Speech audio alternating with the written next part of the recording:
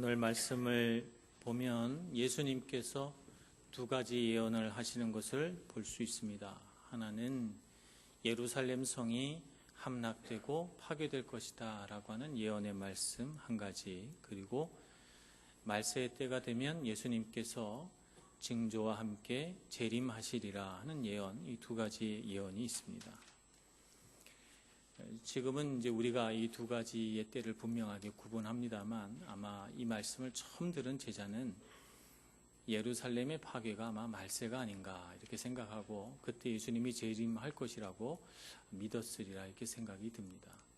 예수님의 말씀을 가만 살펴보면 예수님은 그렇게 의도하신 건 아니신 것 같아요. 왜냐하면 예수님은 이 예루살렘 성 파괴 70년에 일어난 일과 예수님의 재림 사이에 큰 간격이 있다는 것을 아시고, 그 간격 사이에 우리가 지켜야 할 믿음의 귀한 교훈들을 담아 두셨기 때문에 그렇습니다. 그렇다면 왜 예루살렘 함락이 이렇게 중요한가? 예수님께서 언급하실 정도로 중요한가? 주후 70년 예루살렘 성전 파괴에 대해서 예수님이 언급하신 이유는 이 사건이 우리 기독교 역사에 있어서 대단히 중요한 전환점이 되었기 때문에 그렇습니다. 예루살렘 성이 파괴되기 전까지 기독교는 사실 기독교다운 어떤 색깔을 내기가 어려웠어요. 그냥 유대교의 한 분파쯤으로 취급됐고, 또 유대교가 로마로부터 열심히 싸워서 얻은 그런 합법적인 지위를 유대교의 한 분파처럼 여겨졌기 때문에 함께 누릴 수가 있었죠. 그러나 세월이 지나면서 점차 유대교를 믿는 사람도, 로마도 기독교는 다른 종교구나 하는 것을 점차적으로 인식하기 시작합니다. 이와 동시에 극렬한 유대 분리주의자들이 예루살렘 성에 모여서 항거를 시작하고, 이것을 진압하기 위해서 로마 황제 베스파시아누스가 군대를 이끌고 예루살렘 성을 향하게 됩니다.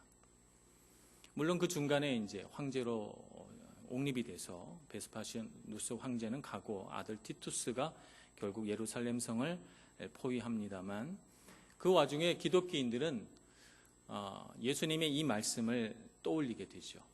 그날이 이르거든 군대가 예루살렘 성을 에워싸는 것을 보거든 너희들은 산으로 도망가고 성내에 있는 자들은 나갈 것이라고 하는 이 말씀을 기억하고, 예루살렘 성에 있었던 대부분의 기독교인들은 요단강을 건너서 벨라라고 하는 도시로 피해 가게 됩니다. 그리고 그곳에서 안디옥으로, 안디옥에서 소아시아로, 소아시아에서 유럽으로, 유럽에서 다시 로마로 땅끝까지 이르러 내 증인이 되라라고 하는 부르심을 따라서 말씀을 전파하며 기독교가 포교되기 시작합니다.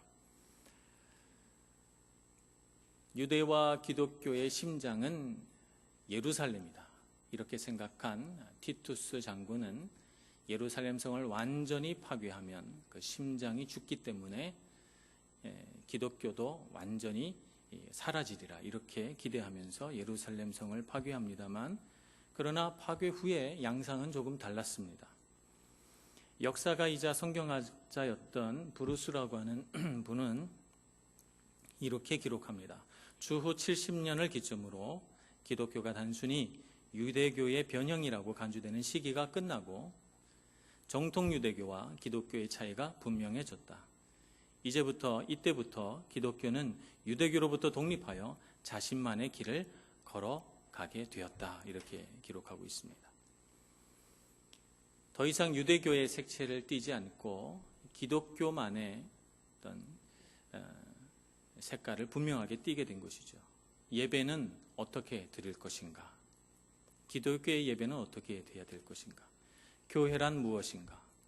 하나님은 어떤 교회를 이 땅에 세우시길 원했는가? 어떻게 하면 이단의 가르침을 물리치고 복음을 전파할 수 있을 것인가? 이런 고민들을 당시에 기독교인들은 하게 됐습니다. 그 결과 신앙 고백을 완성하게 됐고, 우리 예배 시간에 늘 읽고 암송하는 이 신앙 고백을 하게 됐고, 복음서가 쓰여져서 마태, 마가, 누가, 요한복음이 쓰여졌고, 이 예루살렘 파괴 후에 말이죠. 또 사도 바울의 편지들이 모여서 책으로 묶여지기 시작합니다. 회당에서 전도하는 대신에 교회를 세우고 하나님의 말씀을 전하기 시작합니다. 이곳에서 예배하면서 예배가 아름답게 만들어지기 시작합니다. 교리가 완성돼서 수많은 이단들, 당시에 활동하던 아리우스파라든지 여러 가지 이단들을 물리치면서 교회가 든든히 서가기 시작합니다. 그와 동시에 유대교로부터 또 로마로부터 배척과 핍박, 박해를 당한 그리스도인들은 땅을 파고 지하로 스며들어서 그곳에서 예배할 수밖에 없는 그런 암울하고 힘든 시기를 겪었지만, 그러나 하나님의 역사는 힘이 있어서 그런 모든 박해와 핍박에도 불구하고 로마 전역으로 복음이 퍼져나가기 시작합니다. 오늘 예수님께서는 이와 같은 말세 시대를 살아가는 그리스도인들, 추후 70년경에서부터 오늘 예수님께서 재림하시는 그날까지 그 모든 시대를 살아가는 그리스도인들이 반드시 지켜야 할 가르침 하나를 오늘 이 예언의 말씀 뒤에 붙여 말씀하십니다. 그 말씀이 바로 오늘 누가복음 21장 34절에서 36절 말씀입니다. 제가 한번 봉독하겠습니다. 너희는 스스로 조심하라. 그렇지 않으면 방탕함과 술 취함과 생활의 염려로 마음이 둔하여지고 뜻밖의 그날이 덕과 같이 너희에게 임하리라. 이날은 온 지구상에 거하는 모든 사람에게 임하리라. 그러므로 너희는 장차 올 이 모든 일을 능히 피하고 인자 앞에 서도록 항상 기도하며 깨어있으라 하시니라. 아멘. 이때를 살아가는 우리는 어떤 삶을 살아야 하는가? 항상 기도하며 깨어있는 그런 삶을 살아야 한다는 것입니다. 핍박이 오든지 박해가 있든지 아무것도 없이 평안할 때에도 마음이 둔하여지지 않도록 항상 기도하고 깨어있으라, 이렇게 말씀하고 있는 것입니다. 그래서 오늘 이 말씀을 우리가 마음으로 받고 이 시대에 우리가 하나님 앞에서 갖춰야 할 믿음의 바른 본은 무엇인가 하는 것을 살펴보고자 합니다. 첫째는 변함없이 신실한 믿음을 우리가 가져야 합니다. 오늘 항상 기도하고 깨어있으라 라고 말씀하셨는데, 이와 비슷한 말씀을 누가복음 18장 1절에서 한 번 더 하십니다. 이때는 뭐라고 말씀하시는가 하면 항상 기도하고 낙심하지 말아야 할 것을 제자들에게 가르치십니다. 그러니까 항상 기도하고 깨어있으라 하는 말과 낙심하지 말아라 하는 말은 같은 의미로 예수님께서 사용하고 있으신 것이죠. 낙심할 일이 우리의 삶에 없을 수는 없으나, 그러나 낙심하지 말고 항상 기도하라라고 하는 것이죠. 그것이 낙심하지 않고 기도 생활을 잘하는 것이 항상 기도하고 깨어있는 것과 동의어로 쓰여지는 것입니다. 예수님의 삶을 살펴보면 예수님은 과연 그러하셨습니다. 오늘 말씀 21장 37절에 보면 낮에는 성전에서 가르치시고 밤에는 감람산에 올라가셨다, 이렇게 돼 있죠. 누가복음 22장 39절 말씀에 보면 예수께서 나가사 습관을 따라 감람산에 가시매 제자들도 따라갔더니, 이렇게 기록되어 있습니다. 이 말씀이 기록된 곳에 예수님의 겟세마네 기도가 있지요. 예수님은 낮에는 가르치시는 사역을 하고 저녁이 돼서 어두워지면 제자들과 함께 산에 올라가셔서 산에서 기도하신 거죠. 낮에는 가르치시고 밤에는 기도하시고. 예수님이니까 당연한 것 아닐까 우리가 이렇게 생각합니다만, 이것을 우리 한번 생각해 봐야 합니다. 예수님께서 예루살렘 성에 들어오셔서 채 며칠이 되지 않아서 붙잡히시고 순환당하시고 십자가의 목숨을 잃습니다. 이 과정에서 예수님은 몇 차례에 걸쳐서 그렇게 고난당하고 채찍질당하고 멸시당하며 죽으실 거라는 사실을 예고하십니다. 심지어는 예루살렘 성을 올라가시다가 가슴이 놀라고 떨려서 두려워하는 마음으로 제자들에게 그 사실을 말씀하시기도 하세요. 예수님은 굉장히 힘들어하셨어요. 고난은 당하시는 것에 대하여 두려워하셨고 근심하셨습니다. 그래서 겟세마네 동산에서 기도하실 때도 주님, 하나님 아버지, 하실 수만 있거든 이 잔을 내게서 지나가게 해달라고 기도하시기도 하셨어요. 그런데도 불구하고 예수님은 매일 변함없이 그런 두려움과 그런 힘든 마음에도 불구하고 기도하러 겟세마네 동산으로 올라가셨던 것입니다. 우리는 우리 삶을 이렇게 살다가 우리의 신앙생활이 얼마나 많이 요동칩니까? 신앙생활을 잘할 때가 있는가 하면 금세 슬럼프가 오고 또 신앙의 어떤 암흑기 같은 것이 와서 내가 신앙생활 이렇게 해도 되나 싶을 때도 있고 말이죠.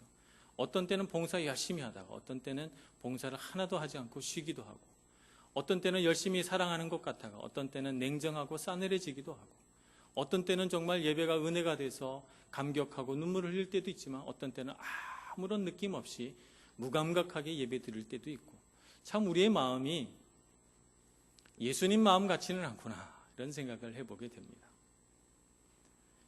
말세의 때를 살아가는 제자들에게 예수님은 무엇을 당부하셨는가? 변함없는 신실한 믿음을 가져서 신앙생활에 조금도 흐트러짐이 없게 하라 우리에게 당부하십니다. 그래서 마태복음 24장에 보면 누가복음 21장의 말씀과 똑같은 병행 구절이 등장하는데 그 구절에서는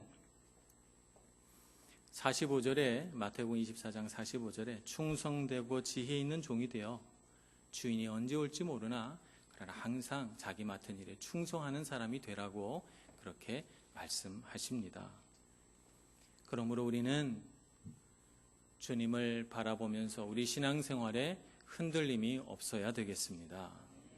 어떤 분들은 또 기도하다가 저 같은 초신자는요 기도할 줄 모릅니다 이렇게 말씀하시기도 하세요. 그러나 여러분 기도에는 학식이 필요 없습니다. 기도에는 지혜가 필요 없어요. 기도에는 무슨 특별한 능력이나 은사를 받아야 되는 것 아닙니다. 기도는 마음만 있으면 돼요. 기도하고자 하는 마음. 사실 하나님께서 가장 기뻐하시는 것은 마음이거든요. 우리 마음으로 하나님께 나아가는가 이게 하나님께서는 참 중요한 일입니다.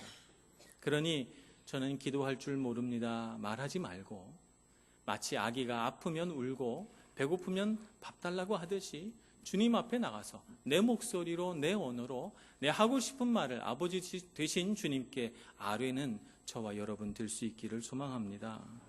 어떤 분들은 바빠서 기도할 시간 없습니다 이렇게 말합니다. 맞습니다. 요즘 참 우리 사람 사는 세상 바쁘고 힘들죠. 그러나 아무리 바빠도 시간이 짧을 수는 있으나 기도할 시간이 아예 없지는 않다는 것을 우리가 알아야 합니다. 그래서 우리는 바빠서 기도할 시간이 없습니다 말하지 말고 빌 하이벨스 목사님처럼 오히려 바빠서 더 기도합니다 라고 하는 마음으로 하나님 앞에 기도하시기를 바랍니다.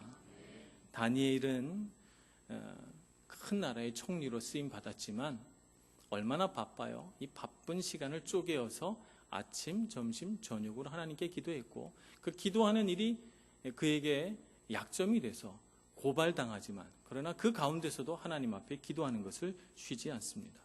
그러니 우리 마음에 바빠서 기도할 시간 없다는 이런 핑계를 내려놓고 바쁘니 더욱 기도하자는 믿음의 생활 하시기를 축복합니다.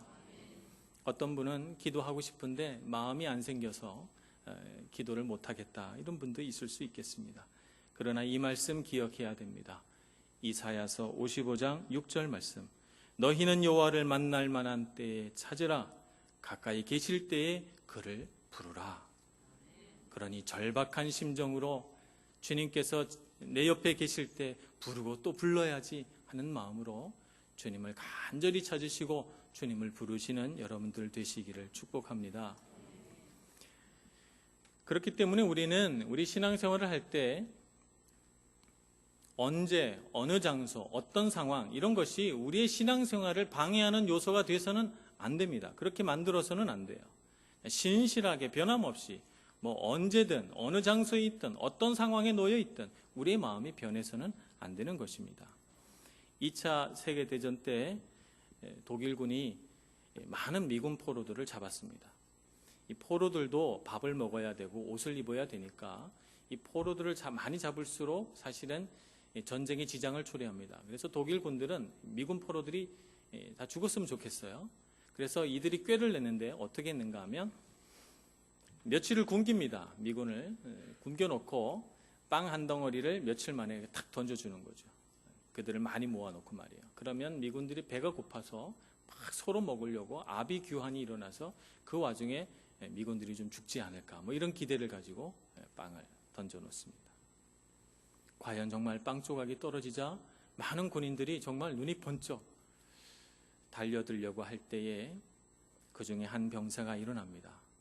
여러분, 적들의 간교한 꾀에 넘어가지 맙시다. 우리에게 준 이 빵 한 조각으로 먼저 하나님께 감사합시다. 그래서 이 빵 한 조각을 놓고 기도하기 시작합니다. 이 사람은 군에서 군목 역할을 하던 그런 병사였습니다. 그래서 물과 빵으로 그 순간 병사들을 모아놓고 성찬식을 거행하죠. 예배를 드리고 성찬식을 거행하면서 그들의 고난에 함께 하신 하나님을 생각하며 오히려 그들 가운데 찬송이 터져나오고 기도가 울려 퍼지기 시작합니다. 독일 병사들은 이쯤 되면 열어 죽었겠지, 아비규환이 됐겠지 이렇게 생각을 하고 문을 열었더니 병사들이 전부 앉아서 찬송하고 기도하는데 얼굴이 못 먹어서 빼빼 말랐지만 아주 얼굴이 환한 것이 영롱하게 빛납니다. 우리가 환경 탓하고 우리의 상황을 자꾸 핑계 삼아서는 안 되겠습니다. 우리에게 어떤 어려운 순간이 와도 우리는 하나님을 바라보고 우리 신앙생활에 흔들림이 없어야 될 줄로 믿습니다. 그러니 아무리 어려워도 아무리 힘겨워도 빵 한 조각을 놓고 주님 앞에 감사할 수 있는 여러분들 되시고 흔들리지 않는 믿음 생활하기 위해서 애쓰시는 저와 여러분 되기를 소망합니다. 두 번째로 항상 기도하고 깨어있으라 라고 하는 이 말씀은 정말 말씀 그대로 영적으로 깨어있는 사람이 되라고 하는 예수님의 가르침이라는 것을 알아야 합니다. 오늘 21장 34절에 보면 마음을 둔하게 하는 세 가지 요소를 예수님께서 말씀하십니다. 방탕함과 술 취함과 생활의 염려. 이 세 가지가 우리의 마음을 둔하게 해서 우리가 영적으로 깨어있는 것을 방해한다는 것이죠. 방탕함이라고 하는 것은 특별히 무슨 아주 방탕한 어떤 사람을 말씀하는 것이 아니고 방탕함이란 절제하지 못하는 마음을 일컫습니다. 내가 가진 것 마음대로 사용해도 된다. 내가 가진 것을 마음대로 사용하고 싶다. 이런 마음이 바로 이 방탕함의 시작입니다. 그래서 내가 가진 시간, 내가 가진 재물, 내가 가진 능력, 내가 가진 재능, 이건 내 거니까 내 마음대로 쓸 거야. 내 마음대로 사용할 거야. 누가 나에게 이것을 이래라 저래라 하겠어 라고 하는 마음을 가질 때 우리는 방탕함이 시작이 되는 것이고 이 방탕함은 우리의 영을 둔하여지게 한다는 사실을 기억해야 합니다.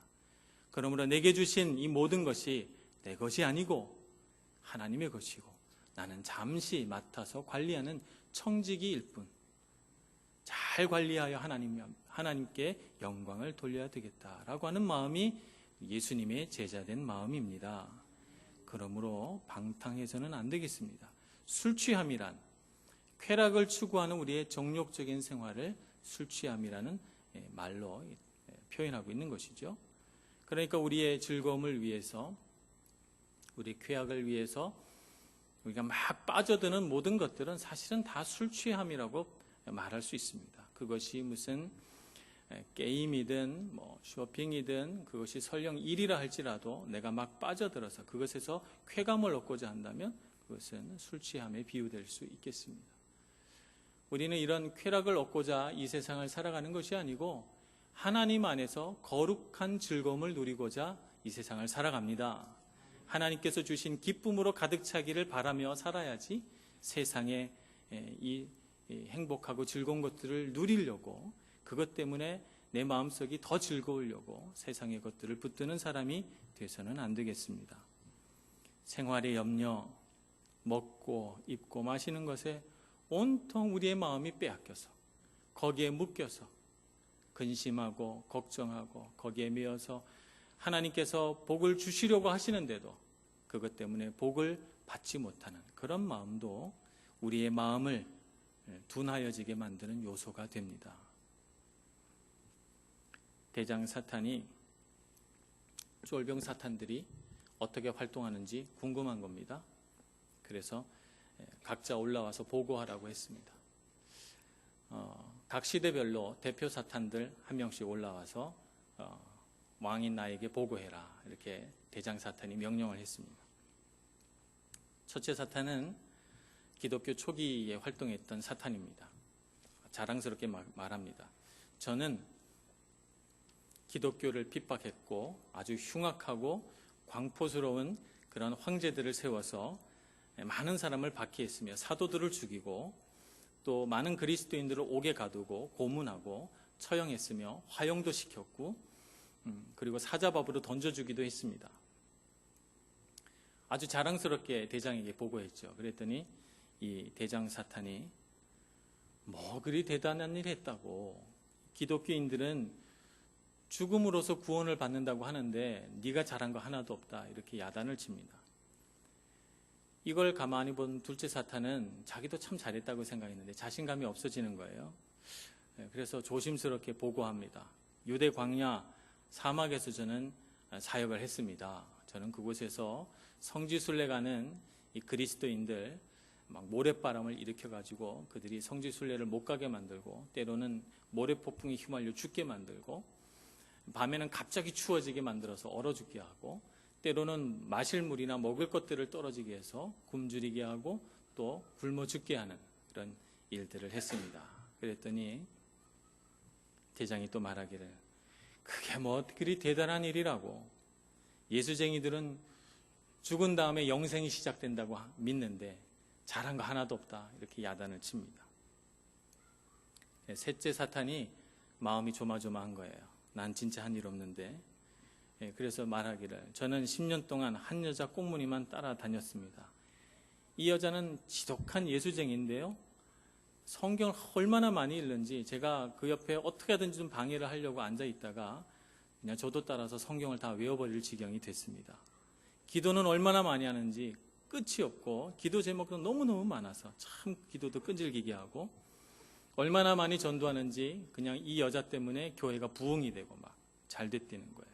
봉사하면 봉사에 사랑이 넘쳐나서 막 섬기는 사람들이 다 기뻐하고, 이 여인이 가는 곳마다 그냥 너무너무 좋은 일들만 일어나서 마음이 너무 속상해서 내가 이 여자 한번 낙심시켜야 되겠다, 이렇게 마음을 먹고는 어떻게 하면 신앙을 하루아침에 쉽게 만들 수 있을까 궁리하던 끝에 어느 주일날 귀한 손님 하나를 그 집에 보냈답니다.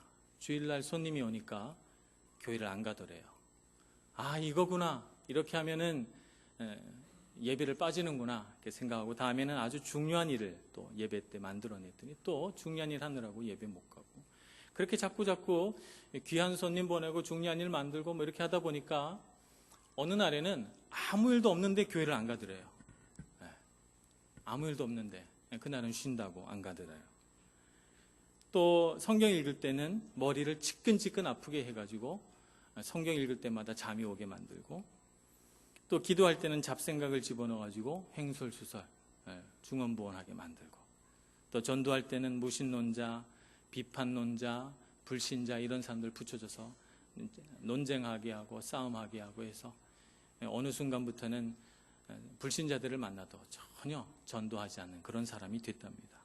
봉사할 때는 입방아 잘 찢는 교인 동원해가지고 시기하고 질투하고 비방하게 만들어가지고 봉사할 때마다 아주 낙심하게 만들었다는 것입니다.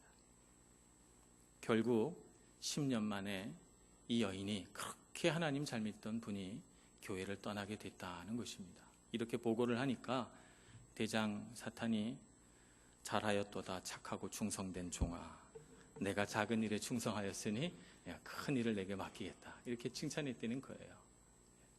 마르틴 루터가 종교개혁을 일으키면서 만든 예화입니다.